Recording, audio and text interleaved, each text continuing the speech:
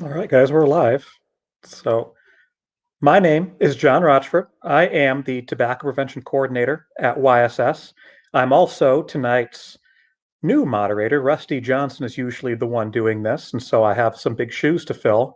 But today I'm joined by three others, and they're really important in the tobacco prevention world. The first is Tabetha Gerdner with IDPH Tobacco Division. Next, we have Courtney Sweet, who is the ISTEP president, and the ISTEP Executive Council president. We'll explain what ISTEP is here in a second. And Willow Johnson, who is the ISTEP president at the Ames Middle School chapter. And what we're going to be talking about today is something that, as Tabetha will know, we as professionals in the prevention world, we do discuss this to some degree, but I think there sometimes is a little bit of a gap between just the public at large and professionals, and that is, why do youth use e-cigarettes or tobacco products? But certainly e-cigarettes are kind of the big issue, and they have been for about 3 or 4 years now. So why do what makes youth want to use in the first place? What is attractive about these products?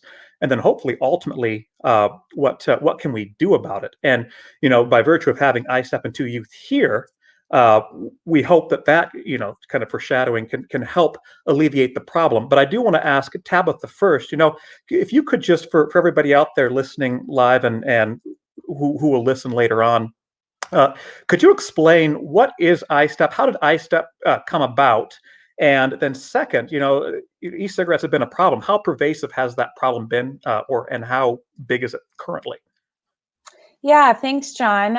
Well, unfortunately, I am not the ISTEP program coordinator, so I don't have the full history of that, as I do most Sure. of the cessation programming for youth and for adults.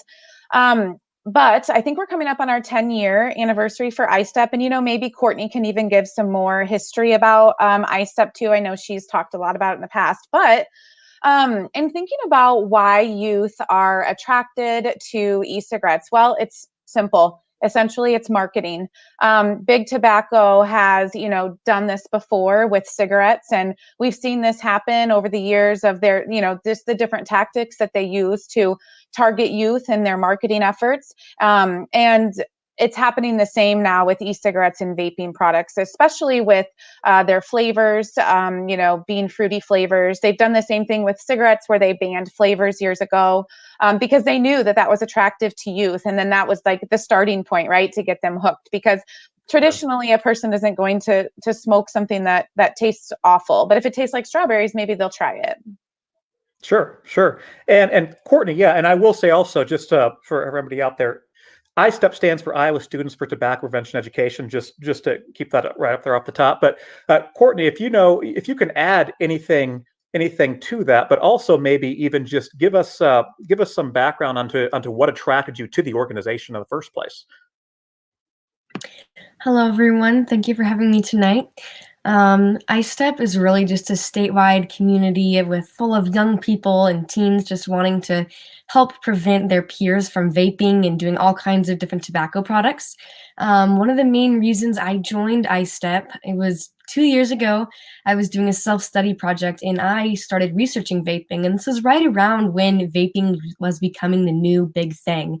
And there was so much unknown about it. And even my peers, they were starting to vape, but they didn't know what they were vaping. And so I really wanted to help combat that issue and help peers realize that they're not vaping innocent things. They're really vaping harmless, dangerous products.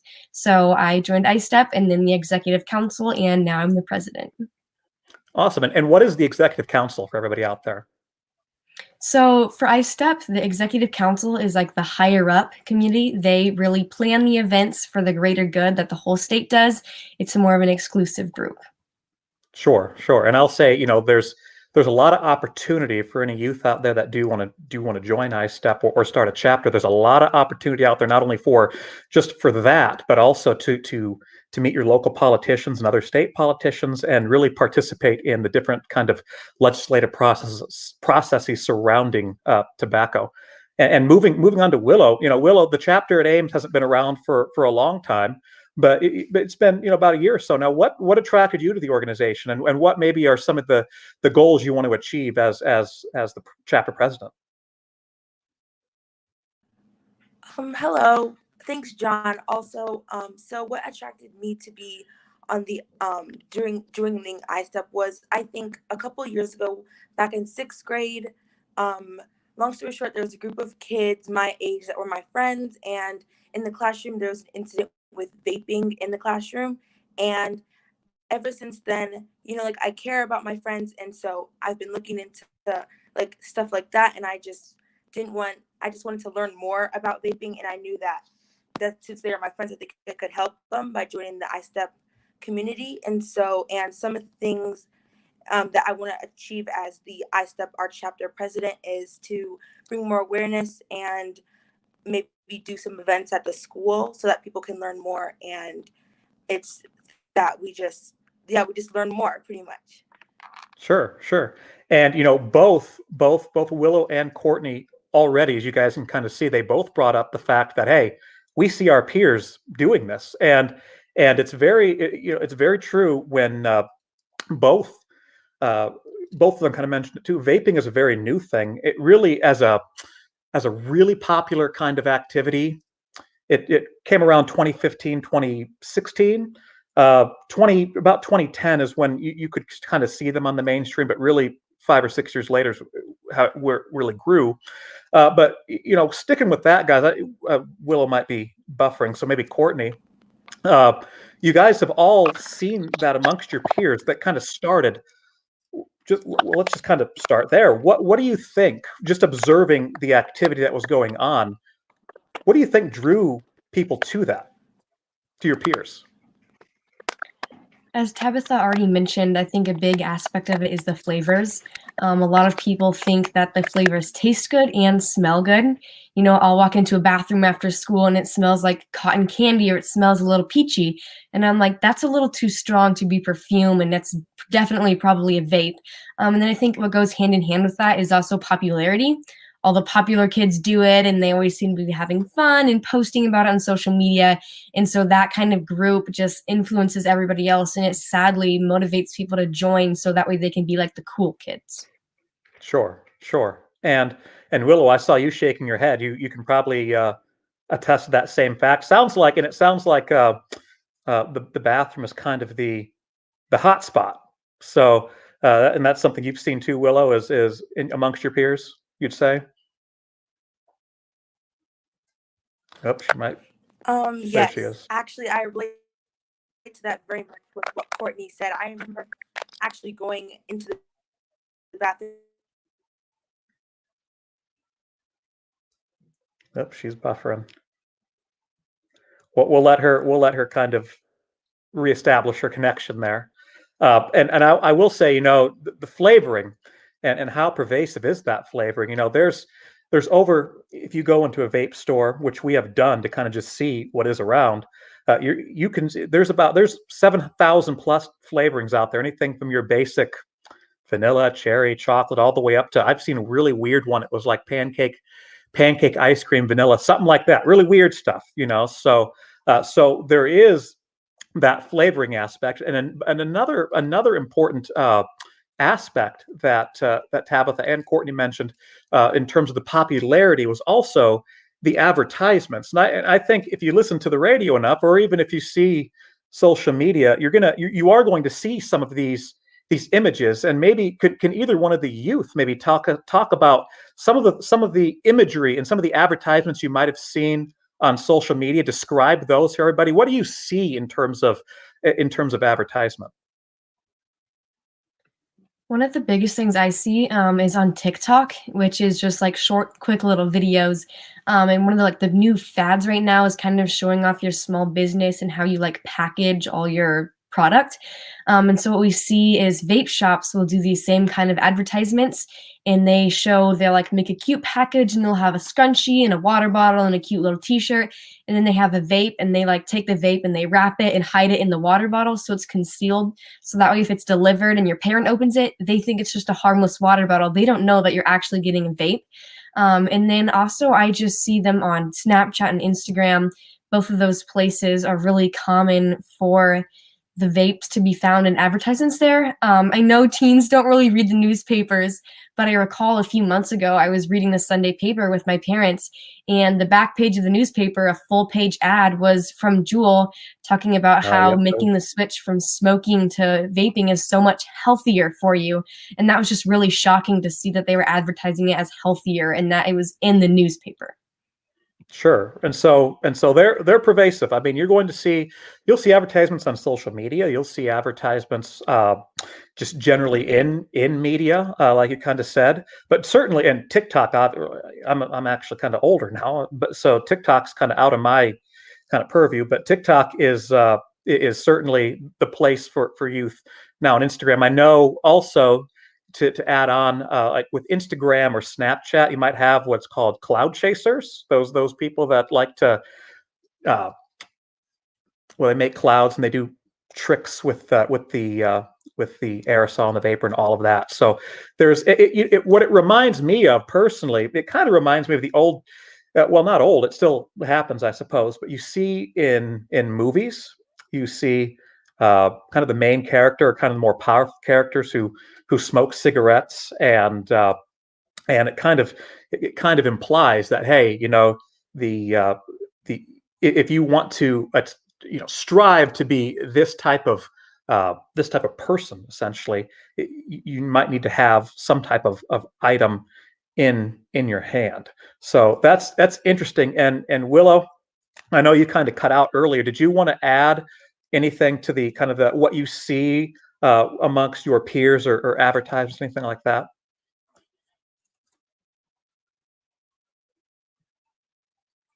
Oop, she might have cut out Yeah, again. just to add, I remember I said that I Okay. really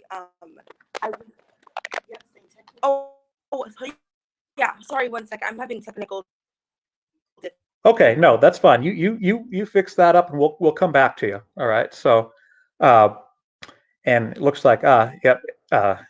Andrew, our YSS CEO, says TikTok is where it's at. So okay, yeah, that's yep, there he goes. There it is. Yep. So yeah, not something I do, but it is there. So another, you have the flavorings, the advertisements. A lot of times I do like to focus on kind of those social situations, and we do talk about a lot about the perception of harm. And Courtney, you said earlier that you started seeing this. What is the perception of harm that would you gather amongst your peers generally? Like, how do they view it right at the beginning and to now? I think right at the beginning, a few years ago, people just didn't know what to believe. There was a lot of misinformation. And so those people that were vaping or were like into that more partying, drugs type lifestyle, those people really just thought it was harmless and they chose to ignore the information that was out there.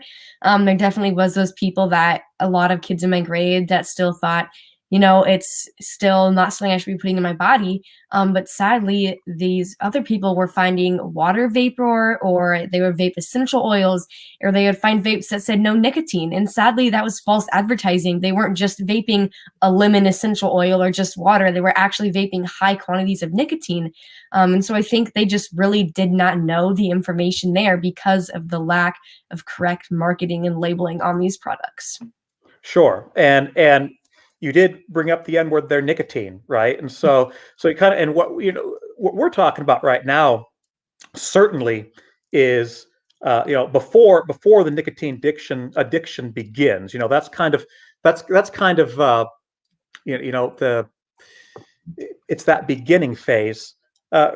Tabetha, if I could ask too, you talk, you deal with cessation essentially, and everything surrounding that, and we've talked a little bit about some of the problems, and we may come back more to the cessation aspect and how it functionally works later on. But maybe could you talk a little bit about what was available to adults first, and how we're trying to kind of, with our newer program, kind of shift in to combat some of the issues with Yeah. youth use. Sure, John. I kind of want to touch on just a couple things that Courtney brought up Sure. too. So first of all, flavors were introduced obviously to get people to start, like I said before. Another thing that really took off is when Juul hit the market. It was very technical, it was very sleek, it was modern. So that was another huge thing with youth and its attraction to youth, because e-cigarettes really debuted on the market back in 2007, but they looked like traditional cigarettes, and we know that youth these days just aren't attracted to cigarettes. If anything, they're like, oh, disgusting, gross, this is terrible. So, when Juul debuted, it was like, oh, this is trendy. Oh, I can keep this hidden. I can plug this right into my computer. It's sleek. It's tech savvy.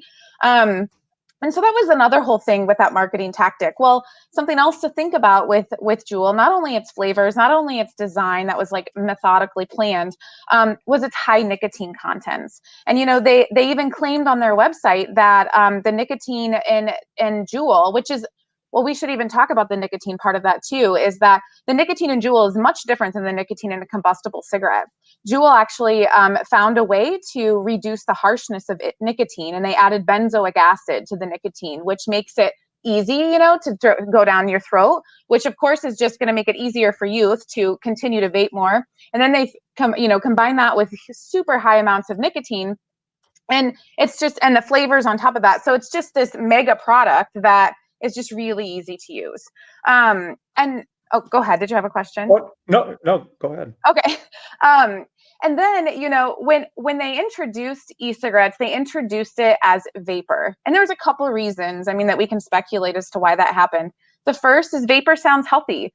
When you say smoking, people are like, oh, that's bad. We know, we associate that with negative health outcomes, negative health, right?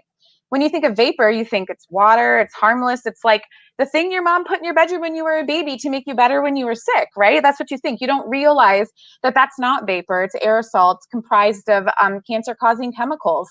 You also, when the e-liquids and e-juices, there's lots of reasons these can be harmful. One, they're full of chemicals. They have, some of them have up to 100 chemicals. Two, they're not regulated by the FDA. And a lot of times I like to explain it the same way as like a shampoo.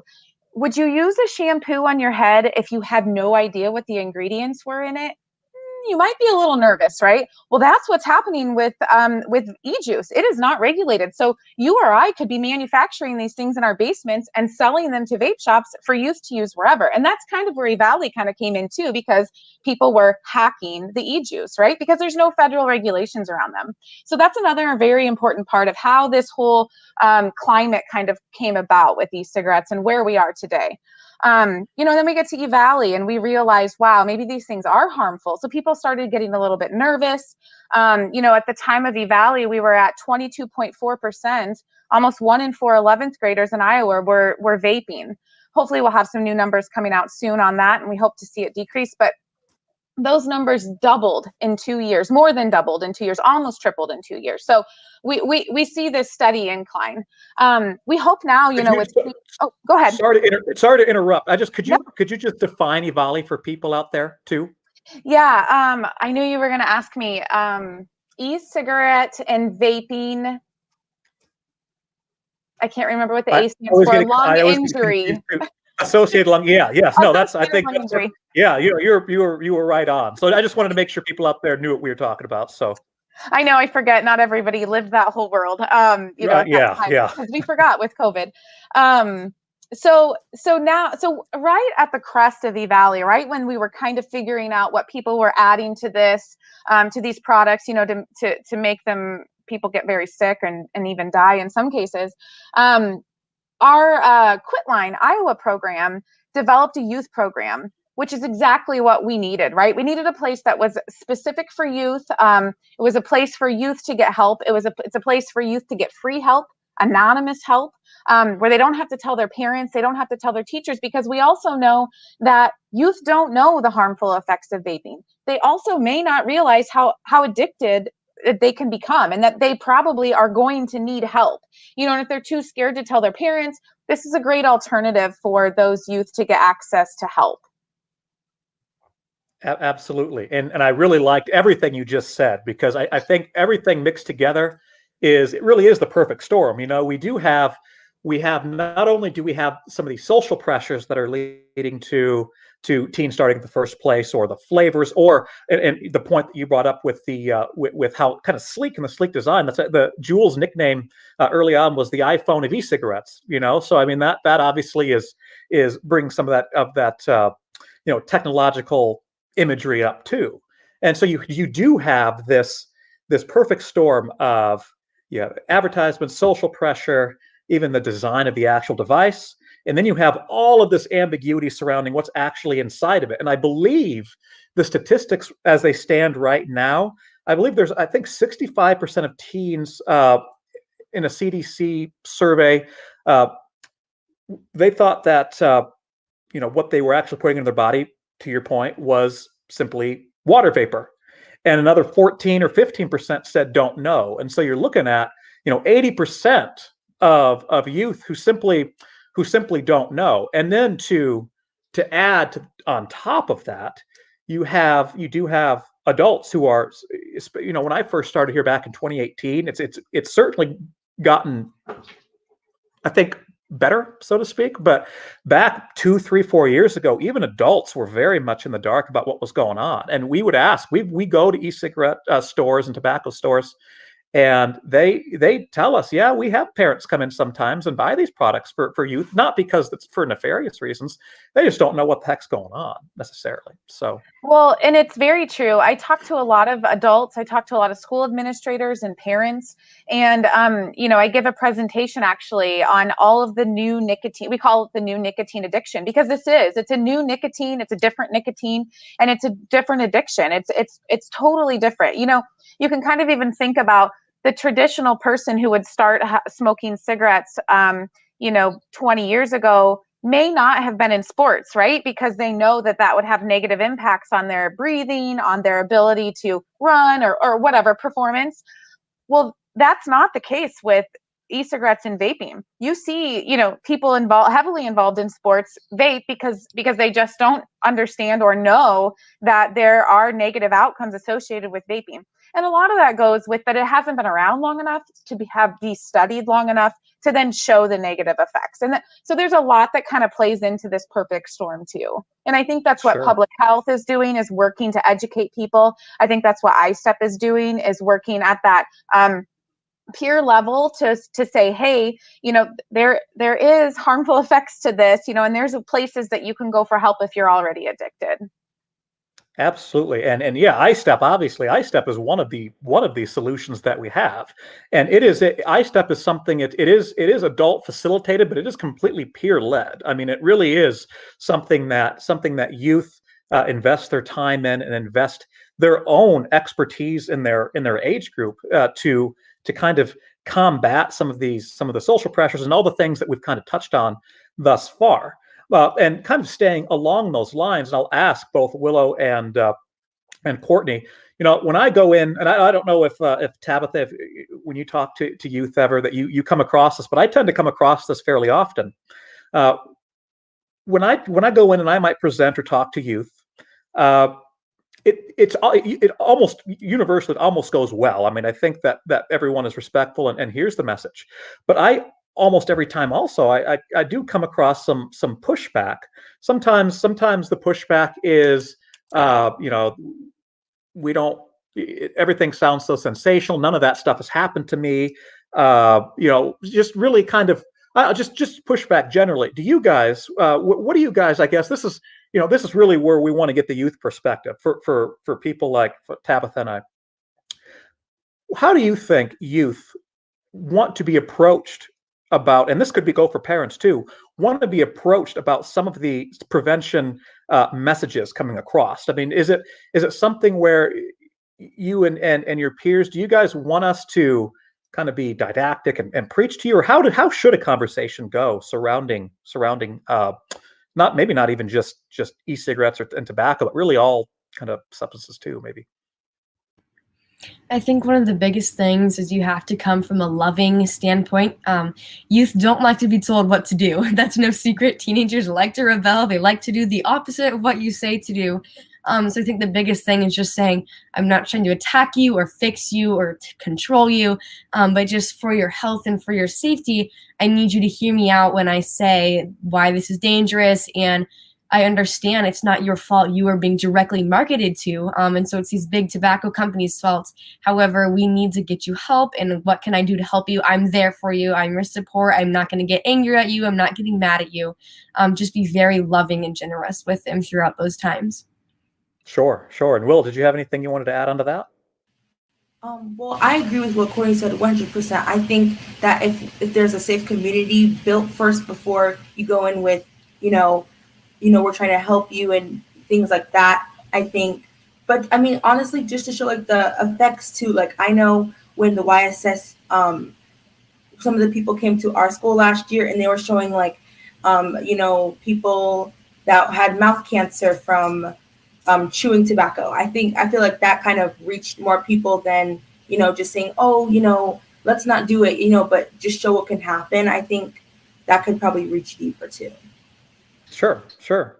No, I agree with both you guys. And the other thing too is, and it's not going to come to any surprise from or to adults, but peers are more apt to a lot of times listen to their own peers, and that's also what ISTEP is all about too. And do you ever come across that, Tabetha? Do you ever come across any pushback generally when you're presenting, or whether youth in particular, but even from adults sometimes? And what does that look like?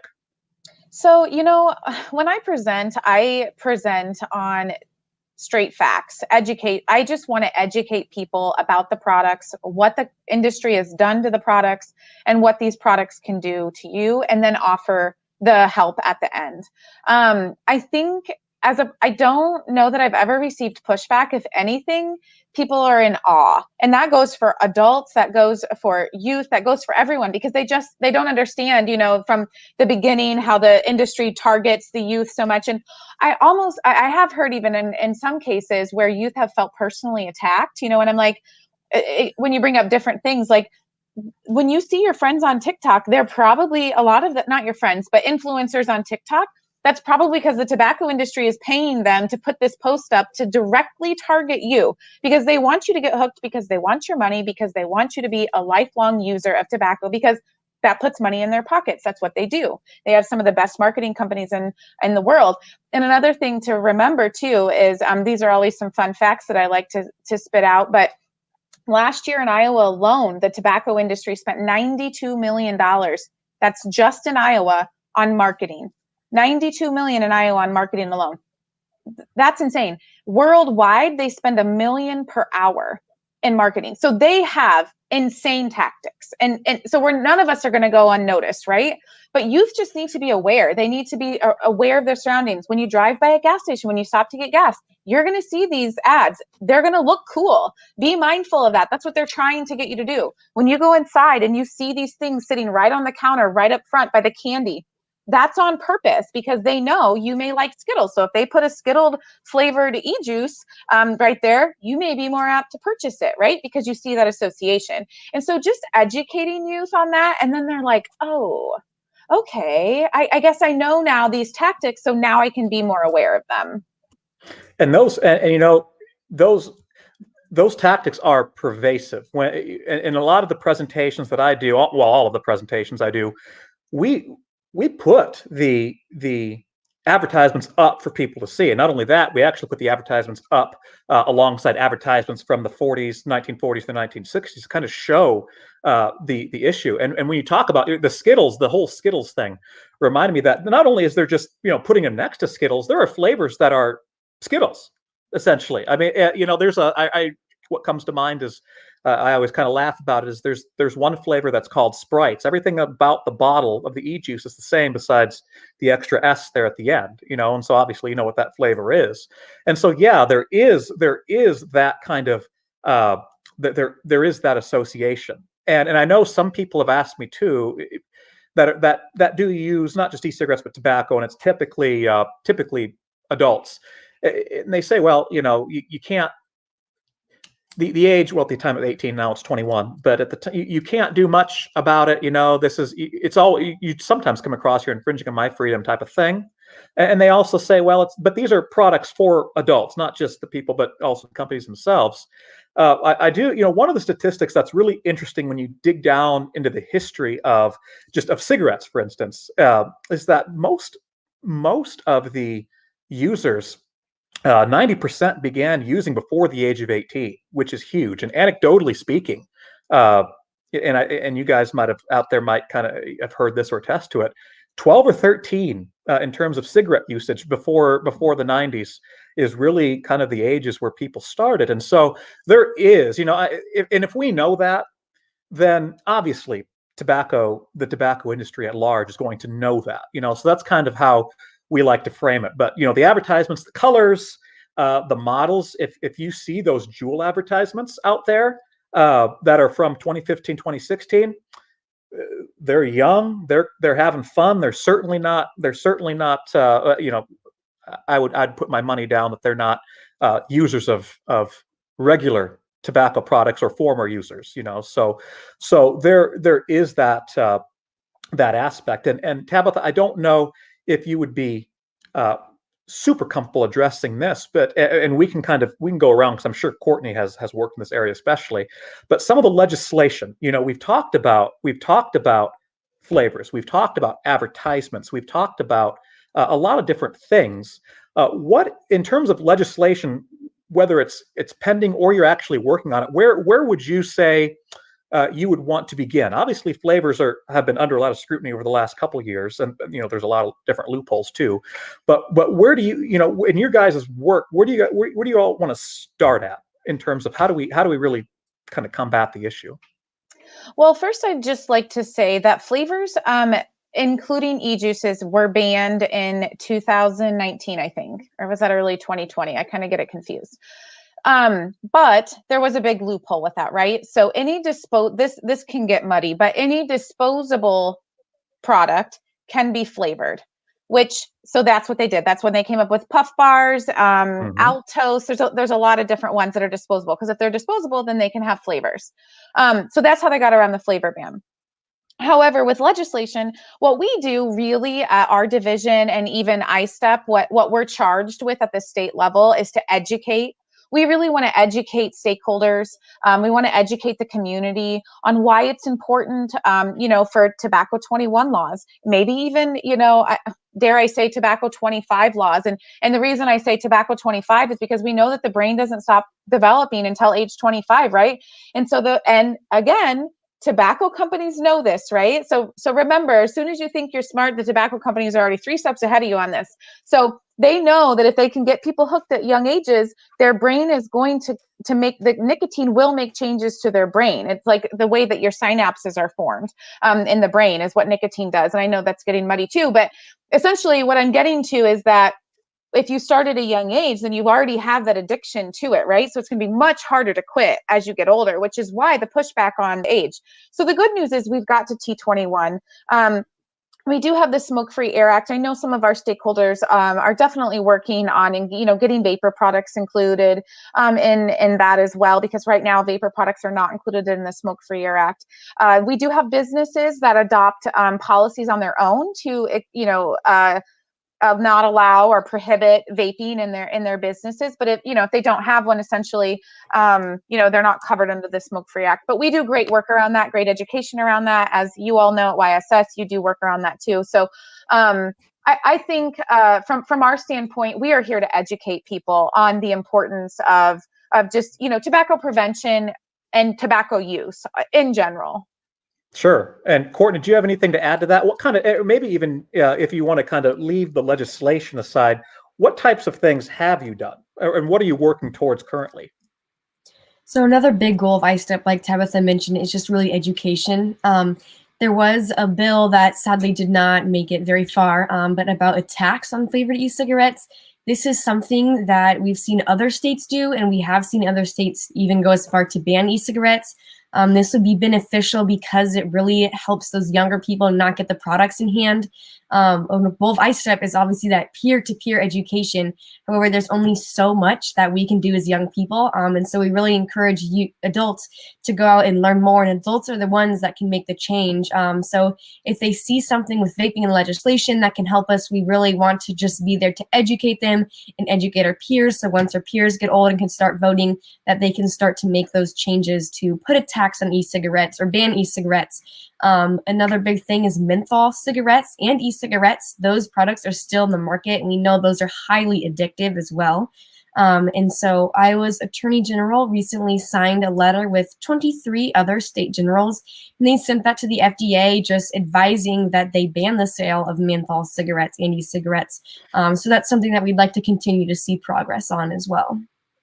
Sure, absolutely. And again, like I mentioned earlier, it's nice with ISTEP and youth generally, when we have different events like Day on the Hill and other things like that, to actually get up there and go talk to your local legislator and the Iowa legislatures and provide that education, albeit sometimes very quickly, to them. So that is good. And Tabetha, if you could maybe just talk a little bit about My Life, My Quit and how that functional. I know you did a little bit already, but how that functionally works. What's available out there to parents. I know the website has a ton of great resources. Yeah, so My Life, My Quit is just a fabulous program. So you can find out lots of information on their website, just mylifemyquit.com.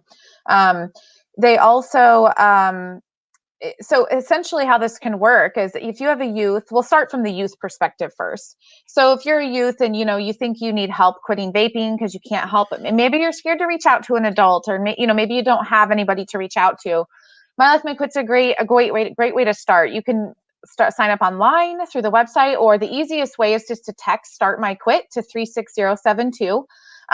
Simple way, and you'll get connected with a quit coach.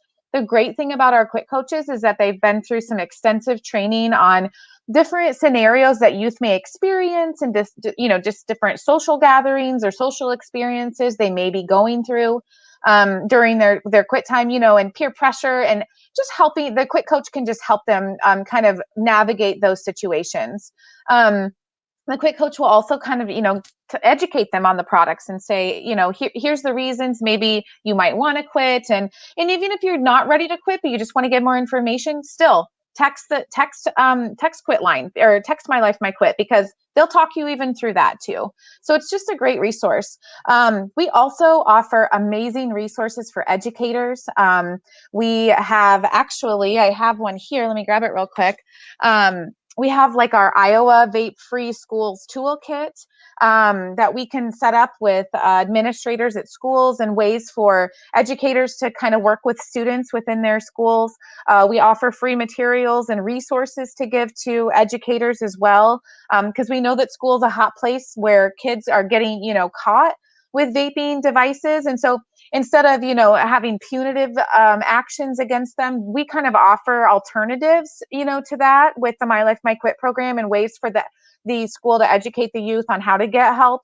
Because again, we have to educate even educators that this is an addiction, right? Like this is what we're working with here. This may not be something that someone can just stop because they got in trouble with.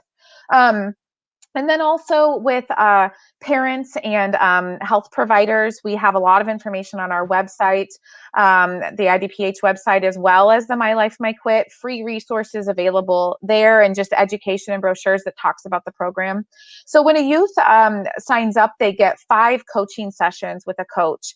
And that can look different for everyone, right? Because our goal is to provide this tailored quit plan, something that's going to work for each individual person, because everyone's on their own journey with this, and maybe using different products. It could be an array of things. So that's the wonderful thing about My Life, My Quit, is that it's extremely personalized, it's anonymous, and it's free.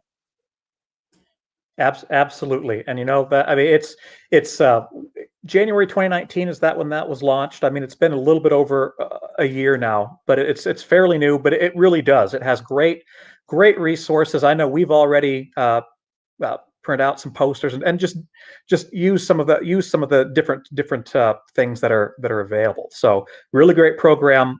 If you are a youth out there, it's anonymous, and it's a really great way to start your cessation journey. So did any of you three, did you guys have anything else you wanted to add in terms of kind of closing statements or things to ponder? I think earlier when we were talking about like receiving like pushback from people, I have experienced some of that, and I just want to say, like, you're not going to convince everybody. Like, this work that we're doing right now is very hard, trying to the cessation and trying to get people from stopping to vape, especially at a young age. And it's kind of like politics. Like, you're not going to really get to convert those people that are really far one side or the other. You're really not going to get those people that are vaping or doing drugs regularly because they're addicted. They're wired to think that way. So what we try to do with ISTEP is just create a generation of people that stand up against those products. Let's do reverse peer pressure. Instead of pressuring someone to vape, let's pressure them not to vape. Let's make it the cool thing to not vape and just have a healthy lungs and healthy lifestyle. Mm-hmm. Nope, absolutely. Absolutely.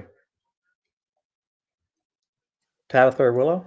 Yeah, I want to second Courtney. I think, changing the landscape and changing the view of what, back to making it the not norm to vape, right? Because right now it's very much that seems to be the norm.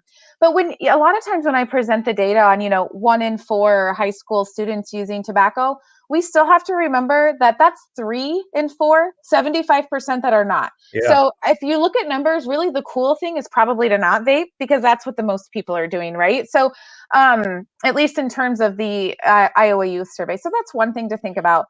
And I always want to offer up IDPH and our services and ways that we can help, especially the people who are working with youth, getting them the resources that they need, because that's a big thing is, we can provide these programs, but then we don't work directly with the youth. So, reach out to us, send us an email, send me an email. We can pop my email, tabetha.gerdner@idph.iowa.gov right there in the thing. Save it, send me an email anytime. I can get you all kinds of free resources and help, so that, our goal is to get this awareness out, educate people on the harmful effects, do the same thing that we did for the past 20 years with cigarettes, where we made it non-normal, and kind of get past this hump and get people healthy. Absolutely. Willow, did you have any closing? Well, nothing really, but I'm just excited about going forward and bringing more awareness to vaping, and that I can help more people, and that ISTEP can just grow and just learn more. Well said. I think that's perfect. And one thing I know, this new kind of format we have for YSS Let's Talk is very kind of community action oriented, and so I do want to leave one thing for just the community at large to ponder and think about. We've talked a lot about why youth start, and we've even talked about a little just about the functional kind of addiction and the different harms of these cigarettes as well. But and we touched on it just briefly with the EVALI, but I do want people to understand that not only is there this formal kind of e-cigarette market and tobacco enterprise, there's also this very informal vaping issue as well. I mean, obviously nicotine is what you think of, I think, of when people think about vaping, but you can vape alcohol, which people do, marijuana, really anything that can be vaporized, so to speak, can be vaped. And so there is a larger, and you won't hear too much about that until people start dying, unfortunately. But there is this going on. And, I mean, that's the only way I can say it. It's sometimes it's very formal, very visible, like with Juul, and sometimes it's very informal. And so as a community, one thing that you should do is try to learn a little bit more than you learned before, and understand these things moving forward, and help us out too. We're here to educate you, but at the same time, we need the community support in the background in that regard. So just more awareness. I think awareness is the key. So. That's for sure, John. It definitely takes a village. You know, they've been saying that ever since I was little, but it rings true more and more the older I get, that it really takes everybody to know it, to help others. So great point. Absolutely. So I'm glad you all could join me tonight. I know it's a little late, and you guys might have some homework, especially, but I'm happy to have you joined us, and I hope that we can keep going, and to both of you guys, Courtney and Willow and Tabetha, keep doing the work, doing great. So thanks for joining Thanks, us. John, for having me. I really appreciated it, and it was fun. Awesome. Thanks No for reaching problem. out to ISTEP. Absolutely. Thank you.